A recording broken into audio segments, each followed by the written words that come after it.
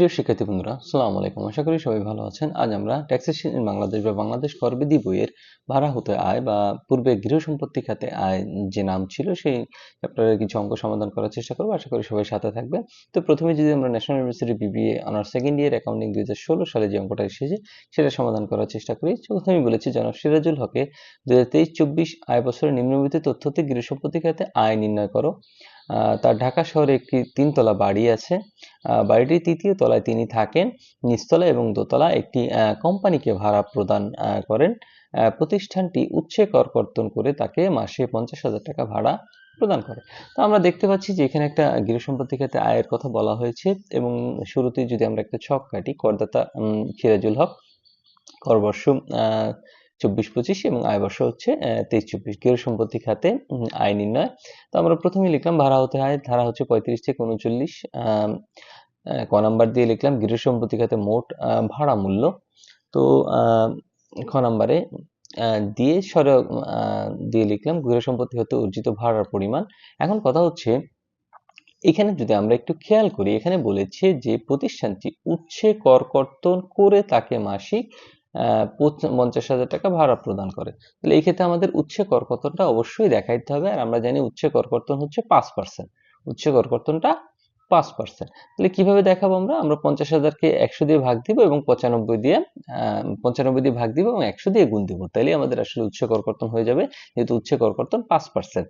আবারও বলতেছি যে 100 দিয়ে গুণ দিব এবং 95 দিয়ে ভাগ দিব। যেহেতু প্রতি মাসের ভাড়া এবং 12 দিয়ে গুণ দিব, তাহলে আমাদের আসলে যে মোট ভাড়ার পরিমাণ চলে এসেছে 6,31,579। এবার আমরা শহরে দিয়ে গৃহ সম্পত্তির যেটা বার্ষিক মূল্য আছে, তো গৃহ সম্পত্তির বার্ষিক মূল্য যদি আমরা দেখি যে পৌর মূল্যটাই আমাদের আসলে বার্ষিক মূল্য। তাহলে বাড়িটির পৌর মূল্য নির্ধারণ করা হয়েছিল 4,20,000 টাকা। এখন কথা হচ্ছে কি, আমরা কি 4,20,000 দেখাতে পারবো? না, আমরা 4,20,000 দেখাতে পারবো না। আমাদের কি করতে হবে, যেহেতু সে একতলায় থাকেন, মানে 3য় তলায় থাকেন এবং নিচতলা দোতলা ভাড়া দিয়েছে, তাহলে আমাদের এখানে কাজ করতে হবে, এটাকে 3 দিয়ে ভাগ দিতে হবে এবং 2 দিয়ে গুণ দিতে হবে। তাহলে আমরা এটাকে 3 দিয়ে ভাগ দিলাম এবং 2 দিয়ে গুণ দিলাম। তাহলে আমাদের আসলো 2,80,000 টাকা। তাহলে এর মধ্যে হচ্ছে এবং সরেয়ার মধ্যে যেটা বেশি, তাহলে বেশি হচ্ছে উপরেরটা। তাহলে আমরা বেশিটা নিলাম 6,31,579। এবার গ নাম্বার আমরা লিখবো সমন্বয়যোগ্য অগ্রিম কত যতটুকু উক্ত আয় বর্ষে সমন্বিত করা হয়েছে। এগুলো আসলে টাকা থাকে না, লেখার দরকার তাই লিখতে হয়। এবং ঘ নাম্বার আছে প্রাপ্ত যে কোনো অঙ্ক সুবিধার অর্থমূল্য খ গ উল্লেখিত অঙ্কের অতিরিক্ত। নম্বরে আমরা নেই গৃহ সম্পত্তি ভাড়াটিয়া কর্তৃক পরিচালিত যে কোনো প্রকার সার্ভিস চার্জ, মেরামত, রক্ষণাবেক্ষণ অর্থ। আসলে ভাড়াটিয়া যদি কোনো খরচ বহন করে সেক্ষেত্রে আমরা এটা নিই, বাট এই অঙ্কে ভাড়াটিয়া কোনোটাই বহন করে নাই। তাহলে আমরা কি করব, এই টাকাটাই আসলে এই পাশে দেখাই দিব। এবার 6 নম্বরে বলছি শূন্যতা ভাতা। তাহলে আমরা যদি অঙ্কটা একটু পড়ি, এখানে একদম লাস্টে বলেছিল যে বাড়িটির 1 মাস খালি ছিল। তো আমরা ধরে নিলাম যে 1 মাস খালি ছিল সেটা বিদ্যুৎ বিল সে প্রদান করতে সমর্থ হয়েছে। তো আমরা কি করব, এই যে টাকা আছে এটাকে আমরা 12 দিয়ে ভাগ দিব। যেহেতু 1 মাস খালি ছিল 1 দিয়ে গুণ দেব। যদি 2 মাস খালি থাকতো তাহলে 2 দিয়ে গুণ দিতাম। তাহলে আমাদের যেটা আসলো সেটা আমরা দিলাম। তাহলে আমরা গৃহ সম্পত্তির ভাড়া মূল্য কত পেলাম, ক নাম্বারটা। এই যে খ, তারপর গ, তারপর ঘ, তারপর ওম, এই সবগুলোকে যোগ করব এবং 6 নাম্বারটাকে আমরা কি করব, বিয়োগ করব। 6 নাম্বারটা বিয়োগ করব। এখানে দেখানো হয়েছে 4 নাম্বার বিয়োগ করা হয়েছে। তাহলে বিয়োগ করলে আমার আসে হচ্ছে 5,78,947। এর পরবর্তীতে আমরা কি করব, অনুমোদনযোগ্য বিয়োজন সমূহ দেখাবো। তো বিয়োজন সমূহ শুরুতে আমরা কি দেখাই, মেরামত ও রক্ষণাবেক্ষণ। এটা মেরামত ও রক্ষণাবেক্ষণ আজ আমরা কত দেখাবো, আজ অবশ্যই আমরা 30% দেখাবো। কারণ এখানে এটা সে বাণিজ্যিক উদ্দেশ্যে ভাড়া দিয়েছে, কারণ একটি কোম্পানিকে সে ভাড়া দিয়েছে। তো কোম্পানিকে যদি ভাড়া দেয়, কোম্পানি তো অবশ্যই এখানে তার ব্যবসায়িক কার্যক্রম পরিচালনা করবে। সেক্ষেত্রে আমরা মেরামত ও রক্ষণাবেক্ষণ কত দেখাবো, 30%। তাহলে এই যে 5,78,947 আসলে এটার 30% আমরা দেখালাম।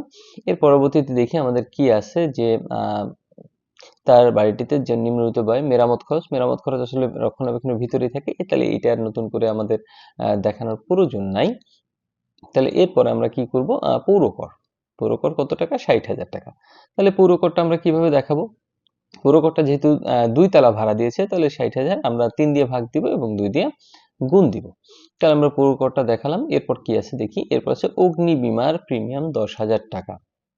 তাহলে অগ্নি বীমার প্রিমিয়ামটা আমরা দেখালাম, আগের মতোই 3 দিয়ে ভাগ দিব এবং 2 দিয়ে গুণ দিব। এরপর আছে কি, এরপর যদি আমরা দেখি নৈশ প্রহরীর বেতন আছে। তাহলে নৈশ প্রহরীর বেতন আসলে মেরামত রক্ষণাবেক্ষণের ভিতরেই অন্তর্ভুক্ত থাকে, তাহলে এটাকে আমার নতুন করে দেখানোর কোনো প্রয়োজন নাই, তাহলে এটা বাদ যাবে। এরপর যদি আমরা দেখি যে চলতি বছরে জনাব সিরাজুল হকের হাউস বিল্ডিং ফাইন্যান্স কর্পোরেশনের 11% হার সুদে 18 লাখ টাকা ঋণের মাধ্যমে 3 লাখ টাকা পরিশোধ করেছেন। তাহলে আমরা হাউস বিল্ডিং ফাইন্যান্স কর্পোরেশন সুদটা কিভাবে দেখাবো? আমরা যদি একটু খেয়াল করি যে ধরা হলো বছরের শুরুতে ঋণ নেওয়া ছিল, সুতরাং অনুমিত ঋণ 18 লাখের উপর 11% দিব এবং 3 দিয়ে ভাগ 2 দিয়ে গুণ দিব, তাহলে আসে আমাদের 1,32,000 টাকা। তাহলে এই সকলগুলোকে আমরা যোগ দিলে আসে 3,52,351 মোট অনুমোদনযোগ্য বিয়োজন। তাহলে আমরা এই 5,78,000 থেকে যদি এটা বাদ দিই, তাহলে আমাদের আসলে ভাড়া থেকে এটা চলে আসবে। এই ছিল আসলে অঙ্কের সমাধান। চলো আমরা পরবর্তী আরেকটা অঙ্কে চলে যাই। প্রিয় শিক্ষার্থী বন্ধুরা, ন্যাশনাল ইউনিভার্সিটির বিবিএ এমবিএ সকল সাবজেক্টের পরবর্তীতে আপডেট পেতে এই ভিডিওটিতে লাইক করুন, চ্যানেলটি সাবস্ক্রাইব করুন এবং বেল বাটনে ক্লিক করে রাখুন।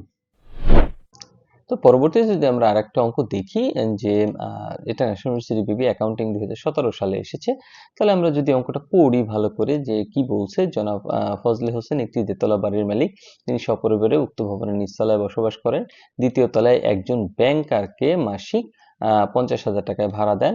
ব্যাংকার পুরো কর বাবদ 5,000 টাকা পরিশোধ করেন এবং বাড়িটির পুরো মূল্য হচ্ছে 13 লাখ টাকা। সংশ্লিষ্ট বছর জনাব ফজলে হোসেনের নিম্ন খরচসমূহ। তাহলে এখানে কিছু খরচের পরিমাণ দেওয়া আছে এবং লাস্টে যদি আমরা অঙ্কটা করি যে গৃহ সম্পত্তি খাতে জনাব ফজলে হোসেনের 2023 আয় বর্ষে মোট আয় নির্ণয় করো। তো এটা করার ক্ষেত্রে আমরা প্রথমেই যা করি সেটাই করবো, একটা সুন্দর করে ছক কাটবো, করবর্ষ আয় বর্ষ লিখবো। আমরা জানি যে করবর্ষ আয় বর্ষ, করবর্ষ যেটা লিখবো আয় বর্ষ তার 1 বছর কম লিখবো, অথবা আয় বর্ষ যেটা লিখবেন করবর্ষ তার 1 বছরের বেশি লিখবেন। তাহলে আমরা প্রথমে লিখলাম ভাড়া হতে আয় 35 থেকে 39। তো ক নাম্বার দিয়ে লিখলাম গৃহ সম্পত্তির মোট ভাড়া মূল্য। খ নাম্বার দিব, খ নাম্বার দিয়ে সরে অ দিলাম, গৃহ সম্পত্তি হতে অর্জিত ভাড়া। তাহলে ভাড়াটা আমরা কত পেয়েছি? 50,000 টাকা করে পেয়েছি। তাহলে যেহেতু মাসিক 50,000 পেয়েছি, তাহলে আমরা কি করব? সেটাকে 12 দিয়ে গুণ দিব। তাহলে আমরা 12 দিয়ে গুণ দিলাম। এরপর আমরা কি করব? পৌর মূল্যটা দেখব যে পৌর মূল্য কত। তাহলে আমরা এখানে দেখতে পাচ্ছি যে পৌর মূল্য হচ্ছে 13 লাখ টাকা। কিন্তু 13 লাখ টাকা কি আমরা দেখাতে পারবো না, যেহেতু সে দোতলা বাড়ির মালিক এবং একতলায় সে নিজে বসবাস করে, অন্য তলা ভাড়া দিয়েছে, তাই এটাকে অর্ধেক করে দেখাতে হবে। তাহলে আমরা একটু অর্ধেক করে দেখাই যে গৃহ সম্পত্তির বার্ষিক মূল্য 13 লাখ ভাগ 2 6,50,000। তাহলে আমরা কোনটা নিব? যেটা বড়। স্বরে অ এবং স্বরে আর মধ্যে যেটা বড়, তাহলে আমরা পেলাম হচ্ছে 6,50,000 বড়। তাহলে উপরের অঙ্কের মতোই আমরা বলেছি যে কিছু কিছু জিনিস আমাদের লিখতে হয় যেগুলো টাকা থাকে না, তাহলে আমরা সেটা দেখাই দিলাম। গৃহ সম্পত্তি ভাড়াটি কর্তৃক পরিশোধিত যে কোনো সার্ভিস চার্জ, মেরামত রক্ষণাবেক্ষণ চার্জ, অভিহিত হোক না কেন, তাহলে এই তিনটের মধ্যে আসলে যেটা থাকে সেটা 6,50,000 থাকে। তাহলে আমরা যদি বলেছি যে বাড়িটি যদি খালি থাকে তাহলে শূন্য তফাৎ আমাদের দেখাতে হয়। তাহলে আমরা যদি বাড়িটা মানে তথ্যগুলো ভালো করে অ্যানালাইজ করি, তাহলে আমরা দেখতে পারবো যে বাড়িটি 2 মাস খালি ছিল, যার সমর্থনে বিদ্যুৎ বিলের কপি রয়েছে। তাহলে অবশ্যই আমাদের এই শূন্য তফাৎটা দেখাতে হবে। তাহলে আমরা কিভাবে দেখো? এই যে 6,50,000 এসেছে, এটাকে 12 দিয়ে ভাগ দিব এবং 2 দিয়ে গুণ দিব, যেহেতু 2 মাস খালি ছিল। তাহলে আমরা 2 মাস খালিটা দেখিয়ে দিলাম। তাহলে গৃহ সম্পত্তির ভাড়া মূল্য কিভাবে নির্ণয় করে? আমরা উপরের অঙ্কেটাও দেখেছি যে ক, খ, গ এবং ঙ যোগ করব এবং চ নাম্বারটা এখান থেকে বাদ দিব। তাহলে বাদ দেওয়ার পর আমরা পেয়েছি 5,41,667। এরপর আমরা দেখাবো অনুমোদনযোগ্য বিয়োজন সমূহ, মানে এখান থেকে কি কি বাদ যাবে। তো প্রথমেই বাদ যাবে হচ্ছে, যেহেতু ব্যাংকারকে ভাড়া দিয়েছে, ব্যাংকার তো আর এখানে ব্যবসা করবে না, তাহলে 25%। তাহলে আমরা মেরামত রক্ষণাবেক্ষণ দেখাই দিলাম 5,41,667 25%। এর পরবর্তীতে দেখি আমরা কি কি যায়। তো যেহেতু মেরামত রক্ষণাবেক্ষণ আমাদের ওইটার ভিতরে অন্তর্ভুক্ত আছে, তো এটা আমরা দেখাতে পারবো না। তো এর পরবর্তী বীমা প্রিমিয়ামটা আমরা একটু নেই। তাহলে বীমা প্রিমিয়াম কতটুকু যাবে? অর্ধেক যাবে, যেহেতু অর্ধেক সে বসবাস করে, তাহলে আমরা বীমা প্রিমিয়াম নিলাম অর্ধেক, 12,500 টাকা। এরপর যদি দেখি যে গৃহ নির্মাণের সুদ কত টাকা? 28,000 টাকা। তাহলে আমরা গৃহ নির্মাণের সুদ দেখাইলাম 28,000 টাকা, তারপর 2 দিয়ে ভাগ দিয়ে দেখালাম। এর পরবর্তীতে আমাদের যা আছে আমরা একটু দেখি যে, তো প্রিয় শিক্ষার্থীরা আপনারা একটু খেয়াল করেন যে এই জিনিসগুলো যদি আমাদের অঙ্কে থাকে, তাহলে আমরা এগুলো আসলে এই যে যতগুলো খরচ আমরা লিখেছি, মেরামত, আদায় খরচ, আইন খরচ, এগুলো সবই হচ্ছে আমাদের ইসের ভিতরে মেরামত রক্ষণাবেক্ষণের ভিতরে অন্তর্ভুক্ত থাকে, তো এগুলো যদি আমাদের নতুন করে থাকে তাহলে নতুন করে আসলে দেখানোর প্রয়োজন নাই। তাহলে আমরা যদি দেখি মেরামত 1,80,000 এটা দেখানোর প্রয়োজন নাই, আইন খরচ দেখানোর প্রয়োজন নাই, বিদ্যুৎ খরচ দেখানোর প্রয়োজন নাই, ভাড়া আদায় খরচ দেখানোর প্রয়োজন নেই, কারণ এগুলো অবশ্যই মেরামত রক্ষণাবেক্ষণের ভিতরে অলরেডি অন্তর্ভুক্ত আছে। তাহলে আমরা এইটা যোগ দিলাম, যোগ দেওয়ার পরে 5,41,000 থেকে বাদ দিলে আমাদের ভাড়া হতে নিট আয় চলে আসবে 3,79,750। এই ছিল অঙ্কের সমাধান। আশা করি সবাই বুঝতে পারছেন। তো আমরা দেখি পরবর্তীতে কোন অঙ্কে যাওয়া যায়।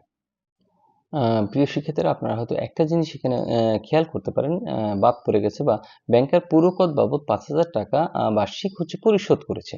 তাহলে এইটা আমরা কেন অঙ্কে দেখাইনি? আসলে ব্যাংকার এখানে কত টাকা হয়েছে? 6,00,000 টাকা।